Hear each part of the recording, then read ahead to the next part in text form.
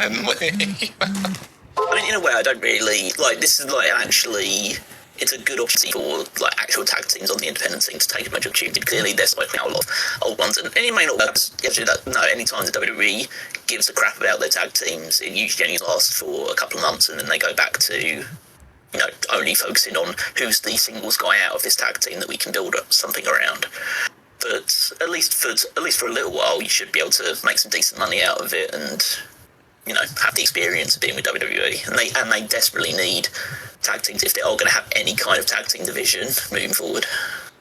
Yeah, really, especially on SmackDown in particular. That division's dead. I'm surprised they're not just trying to look more for internal solutions for it. From where was the like global priorities or whatever the fuck the terms are that.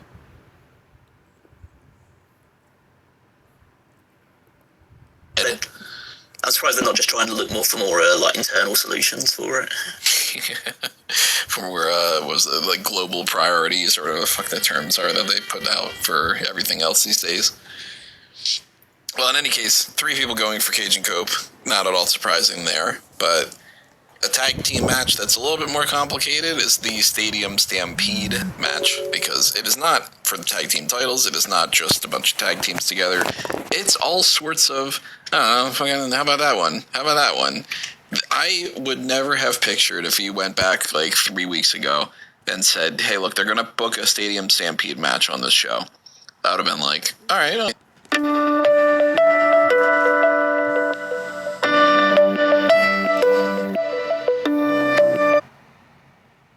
And, they do that, like, typically around once a year and stuff. That makes sense.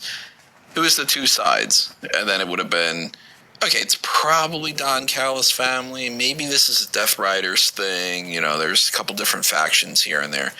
Never would have imagined that the group would have been Chris Jericho, the Hurt Syndicate, Jack Perry, the Young Bucks, and then you got the Demand, the Dogs, minus Gabe Kidd because of his injury, and then 2 of the Don Callis family in Mark Davis and Andrade. And then be like, yeah, by the way, Mark Davis is holding the national championship. I would have been like, this is a lot to take in. Why is Jericho teaming with Bobby Lashley and Shelton Benjamin? Why is this even more people on Stadium Stampede than we've ever gotten? And, but at the same time, I'm like, you know what? Fuck it. Stadium Stampedes are fun. Everybody just beats the shit out of each other for a little bit. Cool. I'm down for it. And I kind of don't care who wins because it really doesn't matter. It's not like it's for anything. So it's like, all right, well, in my mind, give Andrade a pin or something. Have some fun with it. So, I mean, this is going to be like a clusterfuck to end all clusterfucks. Because, like, 7-on-7 is just, like, I thought 6-on-6, was it last year or the year before that? I can't remember, like, the times doesn't exist, but, like, I think it was 6-on-6 last year, wasn't it, with, like, Swerve and with the women in there. Yeah. So last year's one was, like, I thought even that was a bit, okay, there's a lot going on here, and now it's 7-on-7, and you've got potentially other members of the Don Callis family getting involved. You've got MVP could get involved. He's technically not in the match, but Luchasaurus, if he's healthy, could get involved. It's like they could literally be like 12 on one side and 10 on the other at certain stages of this match, wherever they want to go with it. And they're going to be all over the place, as they usually are, spread out into like 2 or 3 separate locations. I assume they'll play Judas, will be the song that will play throughout the start of it, as they always do with these Stadium Stampedes. He's very much into his, I'm calling myself Jericho because it's like a solo album thing, so maybe he's just going to be singing some new god-awful song. Real quick, I saw that. God, why does everything have to be so pretentious? Because he is pretentious. He's living up to his true self of being obnoxious. But you don't always need to say it out loud. Do you understand? Like, when you reach a level of pretentiousness where you do have to say it out loud because you feel so like people aren't going to get it unless I point out my genius. Good Lord. It is quite interesting, this one, because it's one of those the Stadium Stampede is going to be going on, like, you know, probably third from the top. So it's not going to be the main event of the show. So I think that gives it a little bit more leeway to just have some fun. Basically, any result is totally fine. I guess it's one of two things. It's either Ricochet pings Jericho again to just continue the trend that just Ricochet is better than Jericho, and just to continue to push that story to the to a likely rubber match or final match at the very least, to see what happens there. Or I think you give a win to Omega to set him up for whatever he's going to be doing it all in, because you'd imagine they want to give Omega a big match there, and he's coming off the big loss against MJF at the last pay-per-view. So I think, yeah, it's either, I would say if the Demands team win, then it's Ricochet getting the pin. If it's Jericho's team win, then it's Kenny Omega getting the pin. And I think both of them, I'm more leaning towards the babyfaces winning, just because Jericho has just consistently got his ass kicked by the Demand. I mean, so much so that he trademarked it since he returned. So I think he needs to get a win in some form or fashion, even if it's not even if it's an indirect win in this situation. Ideally, I'd like to see this be the end of the feud, but I do think that they can probably stretch it out to at least one more match. So if they go with Jericho losing all the time, and then his team wins, whether it's him scoring the win or not, it could be, Omega gets a pin, maybe Jack Perry gets a pin on Mark Davis, and then it leads to a national title rematch or something. There's ways to. They're already fighting in the Owen. That's right. Yeah, they are in the Owen together. Yeah, so never mind about that idea, but you could play around and you could technically do something like Omega pins Bishop Khan for all we fucking know. But I think the thing that does the most service is if Jericho's team wins, and then it's either the end.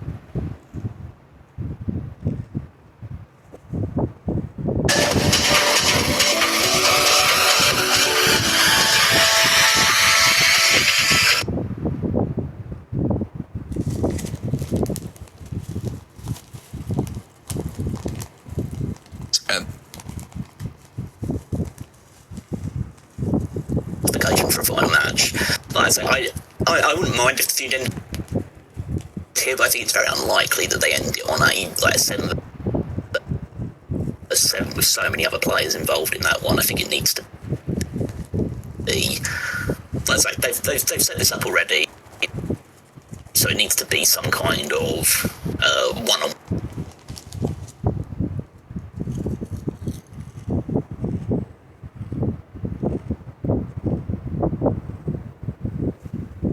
Okay, let's do one more Jericho and Ricochet match, and then that's the end of it. Yeah, if it ends up being the Demands team win, then it's where do you go from there, Yeah. Well, I think if the Demands team win, it's just so Ricochet can pin Jericho, and then they still think there's a justification for a final match. Like I say, I wouldn't mind if the feud ended here, but I think it's very unlikely that they end it on a 7 versus 7 with so many other players involved in that one. I think it needs to be, like I say, they've set this up already, so it needs to be some kind of one-on-one ending between those two. Yeah, I'm assuming on an episode of Dynamite rather than Forbidden Door. Yeah. I guess the real question for this match is, how much effort are the Hurt Syndicate going to put into this? So, as I'm suggesting 2 minutes in the middle where Shelton Benjamin just throws people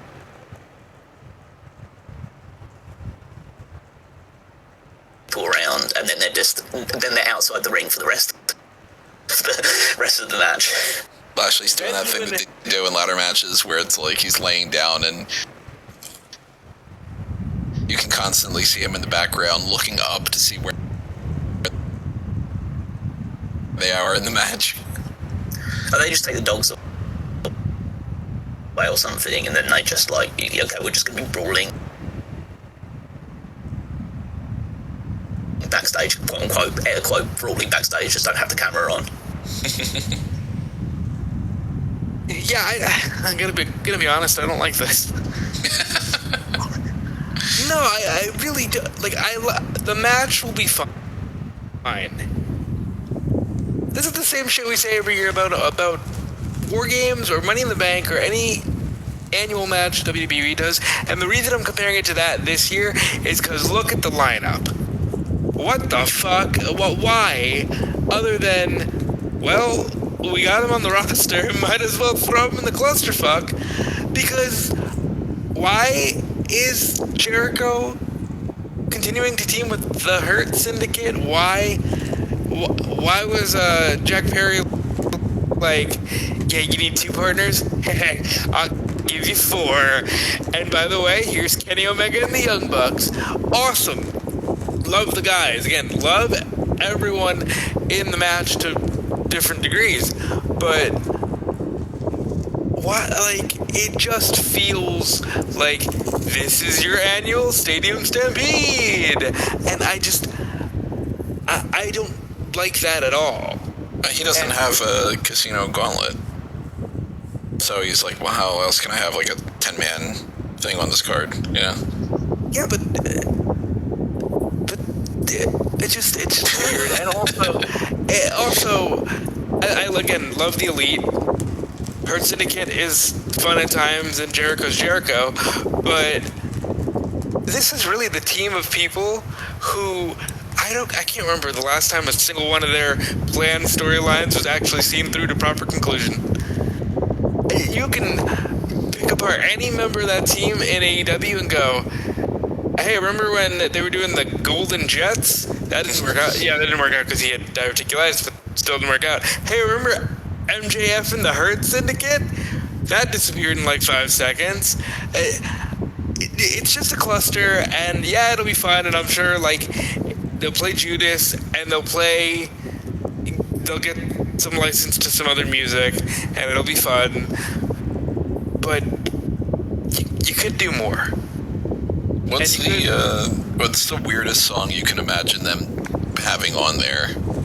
That would be like World by Louis Armstrong, because you're in Louis Armstrong Stadium. I was thinking maybe Elephant Walk. Just the whole fucking match is going on. Why not? I just think, like they're in New York, right? So maybe like some like Frank Sinatra or something like that. Just going on. You know what drives me fucking crazy? Random side note. I don't like being around Times Square, and it bothers me even less than it bothers my wife. But like, Times Square is annoying as all hell when it comes to like, it's packed with people. The tourists are fucking obnoxious, that kind of thing. But man, you cannot be in there for like 30 seconds without seeing one of those rickshaw things go by, blasting New York, Great Combo, where it's like, oh my god, I know, I get it. You all in your picture of you spinning around with the fucking what was it, Alicia Keys song playing. And it's like, I like that song, but god, it ruined that song for me every time I'm around there. So if they do that, and it's just repeating that fucking Jay-Z or whatever song, I'm gonna have to mute my shit. If Tony Khan paid for the rights to Alicia Keys and Jay-Z, I'll be very surprised. Yeah, and by state of mind, I think might be a little bit out of his budget. I don't know, I mean, they give it to everybody else, it seems. We haven't had like Carry On My Wayward Son for a while from the Elite when that was like their they'll play that when they're coming out, yeah. So maybe that could be something they throw into it. I just realized I haven't been repeating some of the things in the chat, so let me just catch up a little bit here from XOY's in the chat, guys in the chat. Let's see here. Triple H, Shawn Michaels, no friendship and betrayal. Another time there has to be funny acronyms for FTR, too many factions. We're on the tag team division side of things. You guys should live ready to shows, or live react to shows. Oh, okay. That's too difficult. I've thought about that at times when they have early shows, but Tony's so busy that it wouldn't be possible. It's way too hard to do the coverage for multiple sites at the same time and then also try to record something. Plus, to be perfectly honest, I'm not the type of guy that you would love to see do the reactions, because my reactions are very Caroline's always like, I want you to emote more. And I'm like, oh, look at that. That happened. She's Okay. If you want to watch me fall asleep during the middle, because that's how I usually go. Yeah. It's so difficult, especially even though I really enjoy AEW shows. It's very much a case of 2 in the morning for you. Right. Oh yeah, times. like 2 or 3 in the morning. I usually watch it while I fall asleep while watching it, and it's no shame in the match. Just I'm up all day.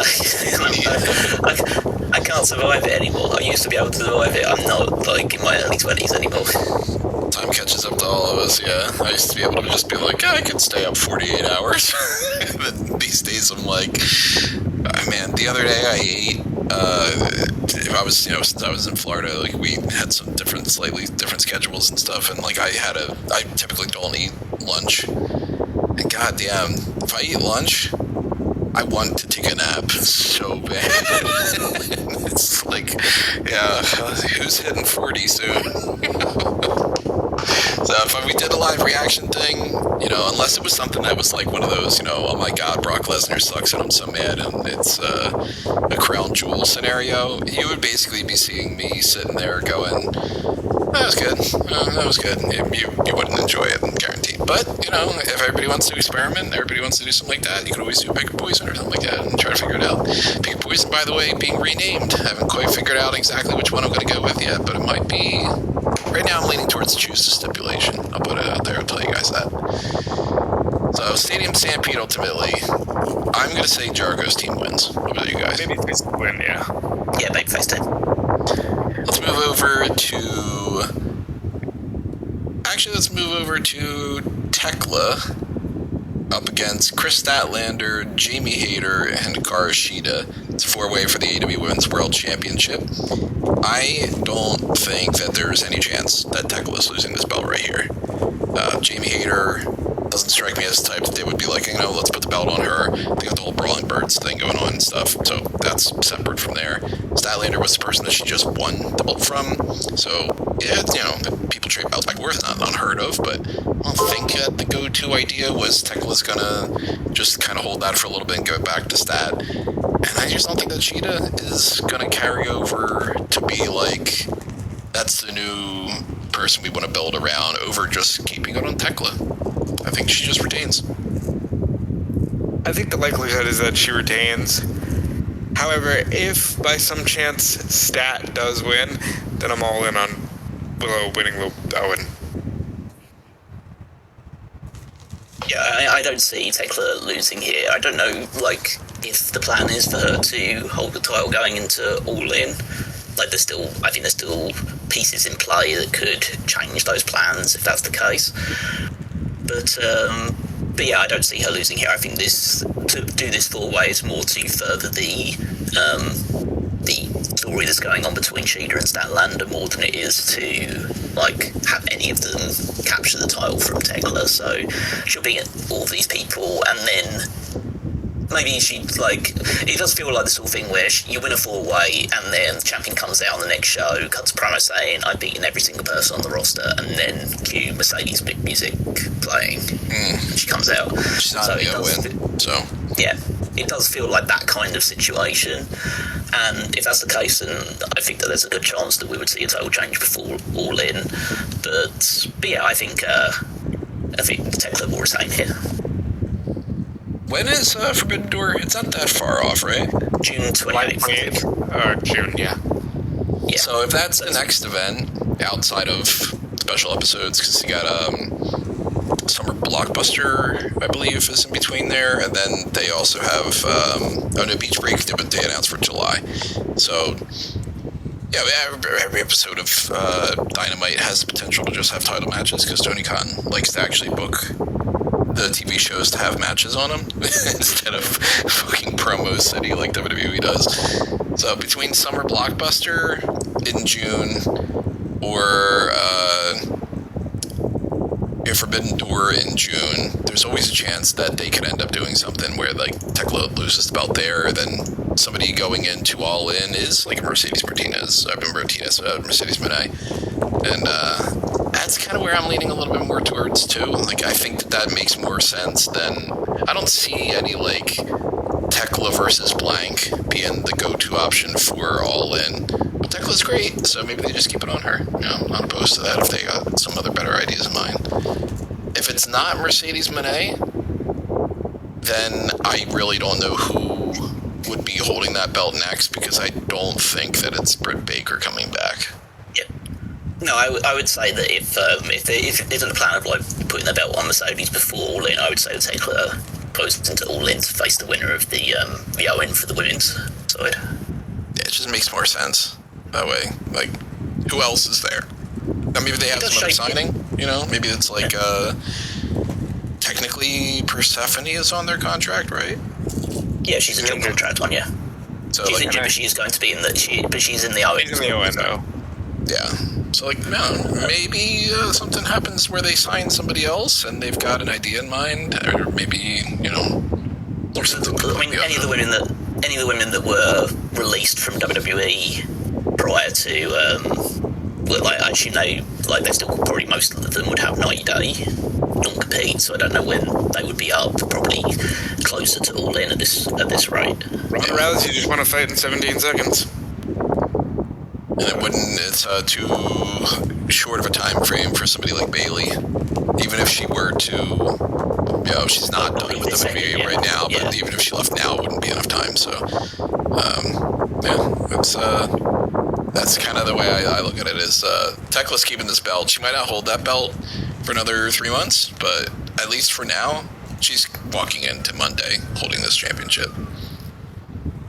Now that kind of works a little bit with the Owen Hart Cup. The women's match that's going to be on here is Willow Nightingale against Alex Windsor. I didn't get your guys' thoughts on the Owen Hart Cup bracket yet, since that happened during the weird recording situation and all. But very, very quick rundown for anybody who's not sure of what's going on. Women's bracket has quarterfinals of Persephone against Hazuki. Don't even know who that is. Willow against Alex Windsor happening here. You got Mina Shirakawa against Athena, and you got Sky Blue against Sari. I know you and Carlo's very excited about that. And as much as the men's one we'll get into, I feel has a very strict, like, this, then that, then that, then that, then that kind of obvious thing. The women's, I'm not entirely sure about. The only thing I can say out of the entire layup here is Sky Blue's not beating Sari, and I don't think Alex Windsor's beating Willow. Unless they really want to go with Sari, I think the finals has to be Willow versus Athena. And then, you know, probably... You got Athena versus Mercedes, you got Willow versus Mercedes, you got Sari versus Mercedes. That was like a rubber match, but, like, Willow would have to drop the TBS title, which isn't unheard of, but at some point she's going to need to drop that before we get into the possibility of her, you know, winning the world title. No more double champions, damn it. Well, Athena. No more double champ. I was like, okay, if she loses at Supercard, then she's 100% winning the Owen. And I'm like, wow, I can see a lot of, like, they could build the whole survival of the fittest thing around Billy Starks winning that championship that we've talked about all these other times. And now I'm not super invested. I'm not watching ROH and stuff, but at the same time, every time it comes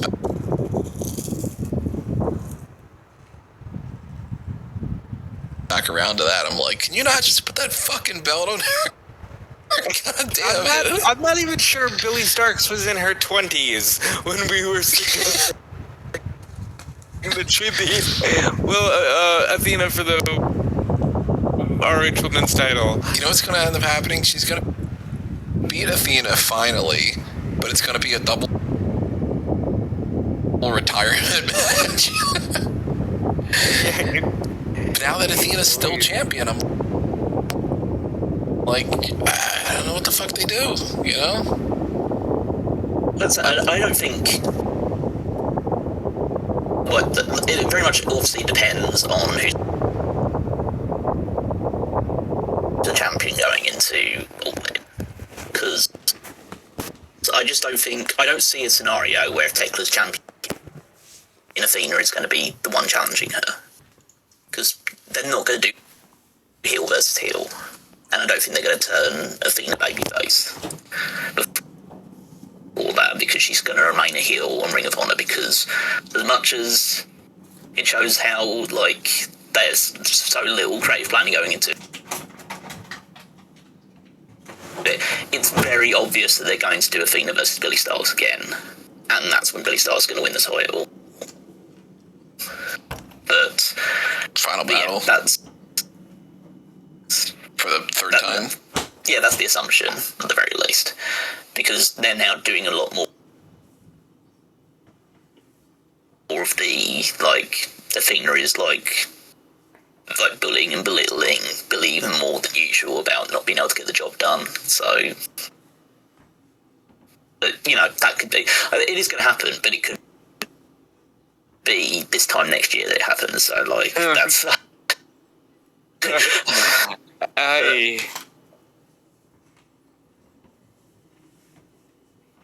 But, like, I think that the women's one is pretty open. Like, I think that a lot of people looking at this from more of, like, a layman's perspective would just think that Willow's going to win it again. Obviously, she didn't win it last year, but, like, she's won it before. And just fight Tekla for the title, and she would just lose the TBS title along the way to somebody. But yeah, I think that that's definitely a possibility. I have a strong suspicion that it's going to be Persephone that wins.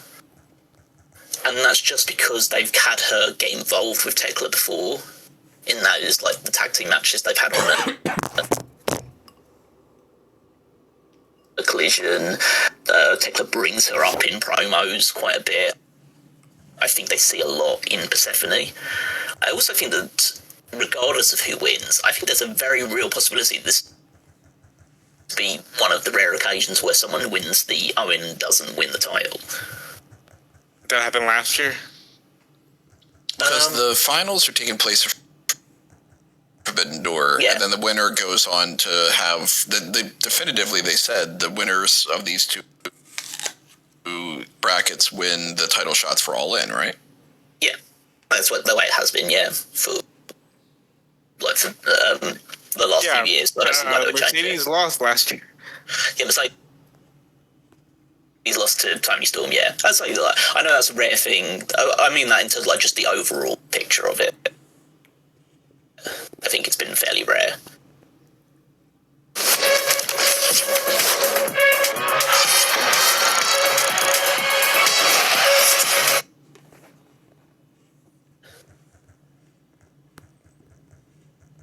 May won her titles. They've had 4 where they've had the title shot win, and 3 of them have won, and 1 of them has lost.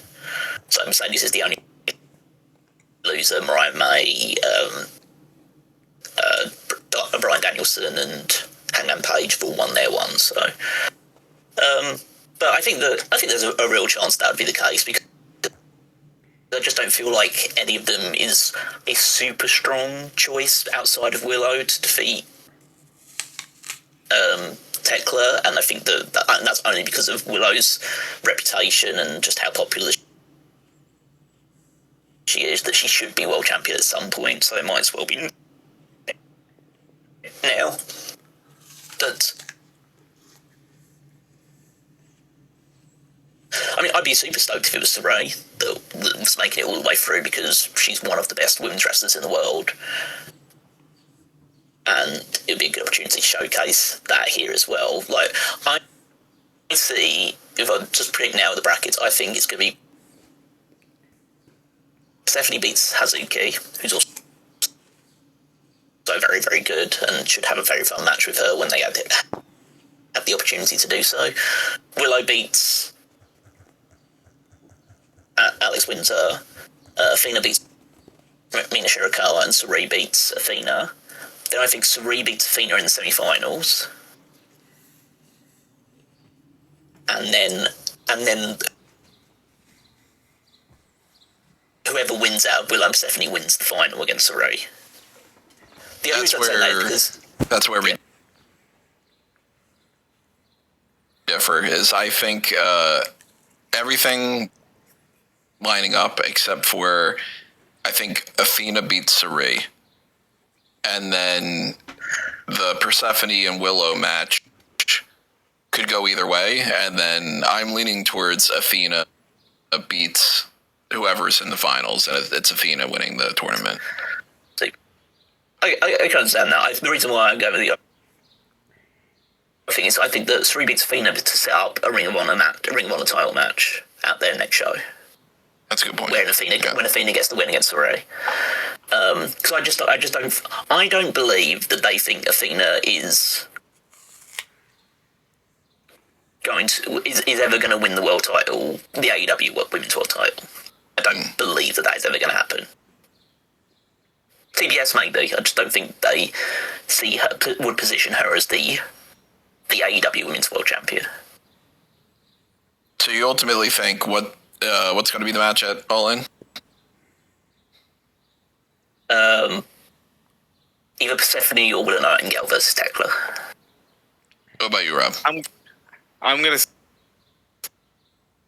it'll probably be Willow Nightingale against Mercedes.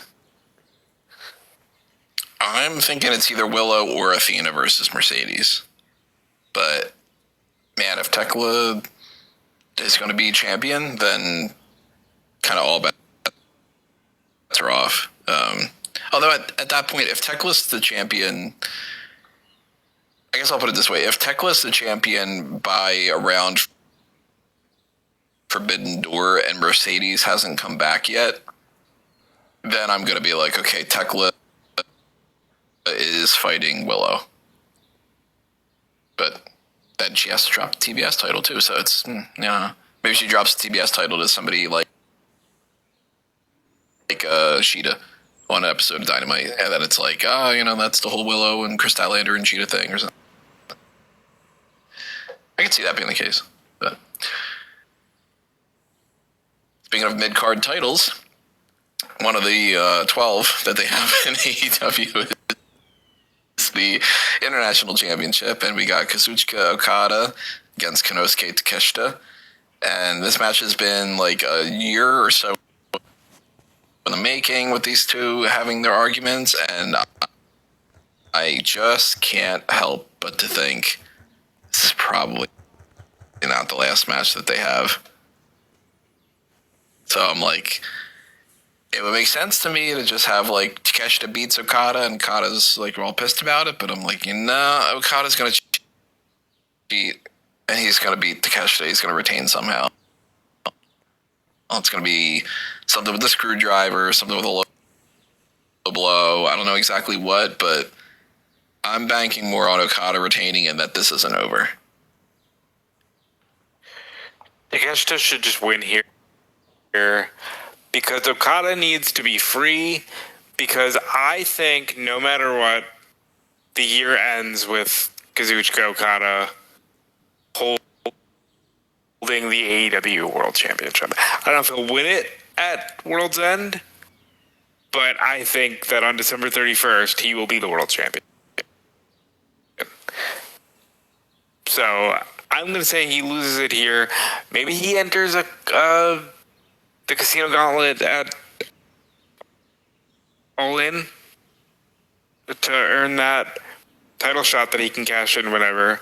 But I think he's winning the title from most likely Will Ospreay.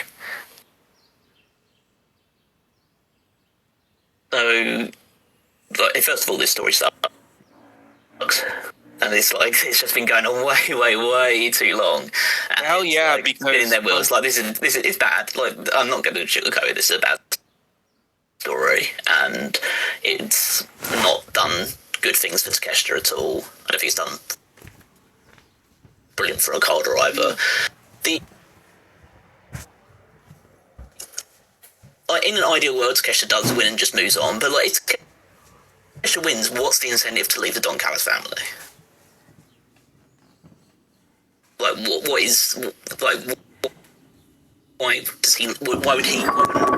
not leave the Don Callis family? And that's not going to happen because he's going to stay heel. So the only way to facilitate Takeshita getting out of the Don Callis family is if Don Callis screws him in this match. Mm-hmm. And so that's the only outcome I can see happening. And I don't know whether that's a good thing or, like, as I say, it's not good to have a match end in some kind of smoz thing, but Takeshita needs to leave that family now. It's been way, way, way overdue. And so he needs to be out of the family, and the only way to do that is to have him lose this match, be kicked out of the family, and then come back either Forbidden Door or All In and win the title there, and then you can set Okada away pursuing either the world title or doing whatever he's going to do next.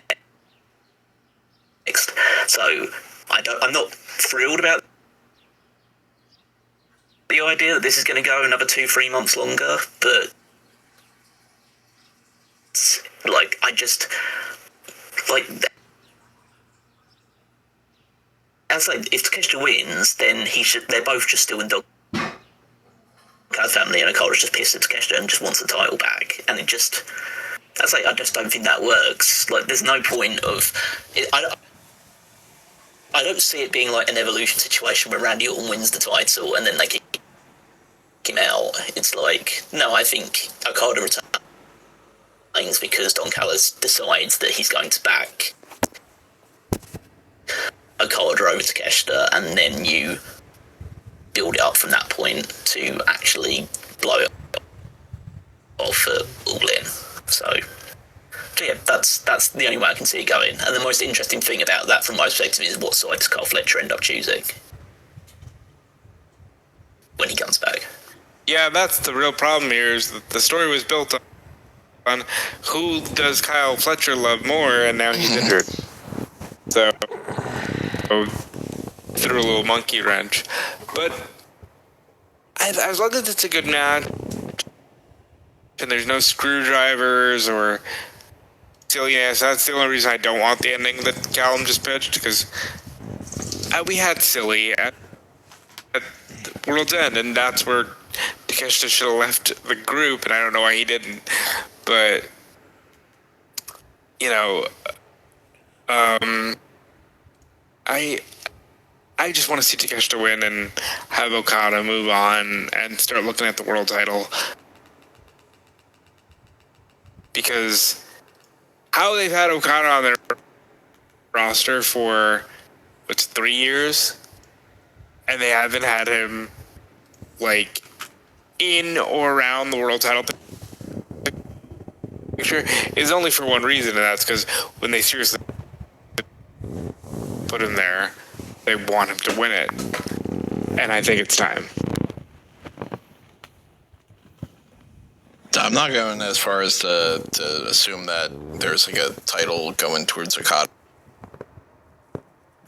in that way, but he's got to lose this belt at some point. Okada could win. They created the Continental belt so Okada could win a title when he came in. What are you talking about? They like him being a champion. I mean, I don't disagree about that, but I mean, like, I'm not thinking that by the year is over that he's winning the world title. I do think he is on the way to that, but we'll get into that in a minute too.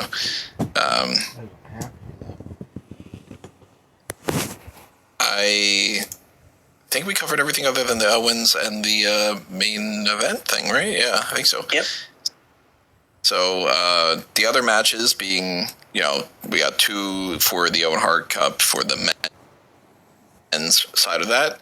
A breakdown for that is Claudio Castagnoli against Brody King, Swerve Strickland against Bandito, Mark Davis against Jack Perry, and Will Ospreay against Will Ospreay against Will Ospreay. Will Ospreay. He's fighting Will Ospreay. You know what's funny is reading Will Ospreay and Samoa Joe, I almost said Will Sasso. Comedian. Will Ospreay against Will Sasso. I'll just sit there and do really good impressions. Ospreay and Samoa Joe is one of the matches happening here, as are the Bandito and Swerve Strickland match, and then the other ones are going to be just somewhere else. I don't know, they haven't really said where. To me, this reads Will Ospreay 100% beats Samoa Joe. Mark Davis beats Jack Perry. Will Ospreay beats Mark Davis in the semifinals and goes to the finals. Brody King beats Claudio. Swerve beats Bandito here. What's the natural next step? Well, Brodito, is the obvious thing. So Swerve is up against Brody. Swerve beats Brody. Semifinals and all that out of the way, and then you get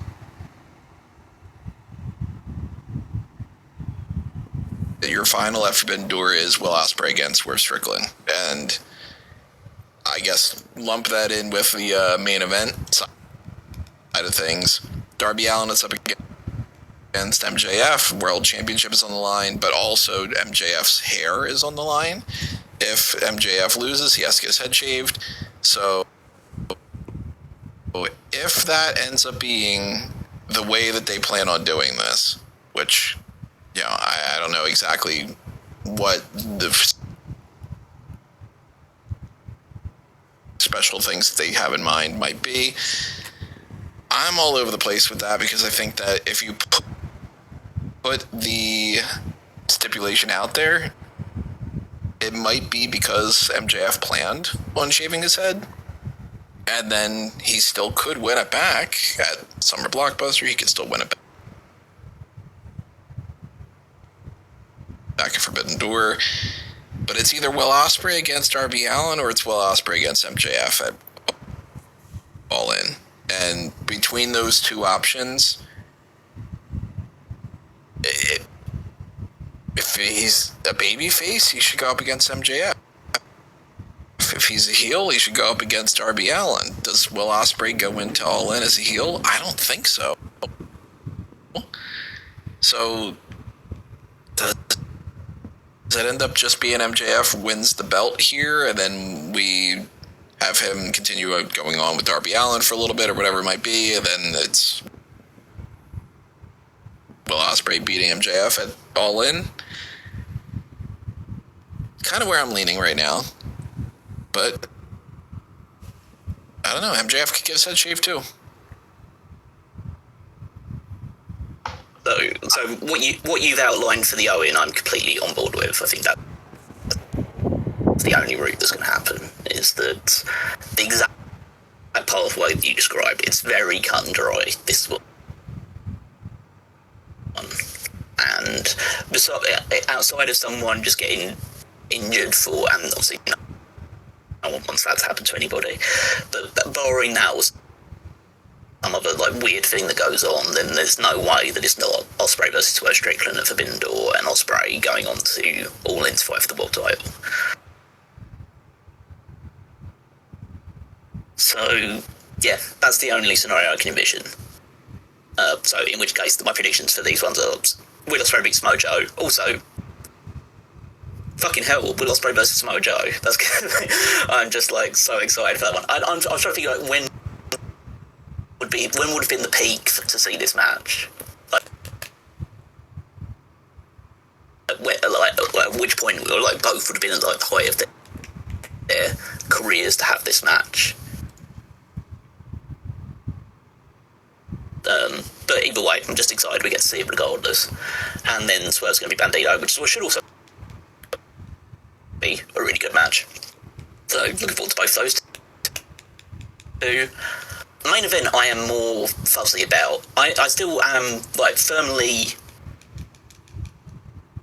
feeling that MJF will retain the title, or will regain the title, should I say. And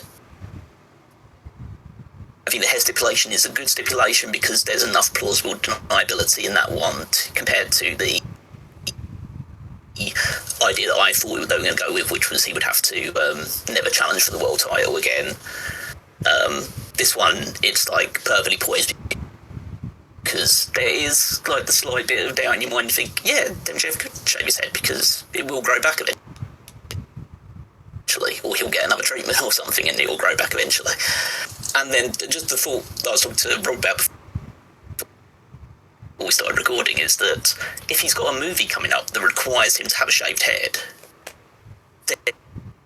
then this makes perfect sense for him to lose this, appear in the next episode of Dynamite, trying to cover up his hair, and Darby Allin reveals his hair, and then he runs away, and then he comes back later on. After whatever he shot, every TV show or movie or whatever thing that he's going to be doing to facilitate that. And then, comes back and does whatever he does leading into All In. In that scenario, I would guess that the route they would go is that they would have Darby drop the title within the next week to Kenny Omega. And then it would be Kenny versus Will Ospreay for the title at All In. I didn't even think about the Omega side of it. Yeah, because Omega has said that he wants the title, that's been his goal, and now he's involved in this thing. This is his first kind of comeback after losing the match against MJF. That's a big match too. Kenny Omega versus Will Ospreay, and yeah, they're the only two. Yeah, the only two pathways I could potentially see, and I think that Darby would lose the title by either the Dynamite or the Dynamite afterwards, and Kenny will get a bit of a run with it before he drops it to Will properly at All In. But yeah, they're the only two routes I can see. It's either MJF versus Will Ospreay at All In, or it's Kenny Omega versus Will Ospreay. And I can't see any other alternative. And that's there it is, because there's plenty of other good people in AEW, but they're the two that I'm kind of fixated on in my mind. So my prediction is MJF wins, but I'm actually quite excited. This main event could go either way. So as you both pointed out, Tony's pathway through the Owen is the only logical pathway. But there is a part of me that would love to just see Samoa Joe just win and fuck all of that up, because now you're like, oh, well, what's gonna happen? But more than likely, Ospreay wins here, Swerve wins, and then that's your final. As I was talking to Callum about, though, this Death Riders thing that Will has going on would be the perfect in for a Darby Will match, because Darby can just be like, I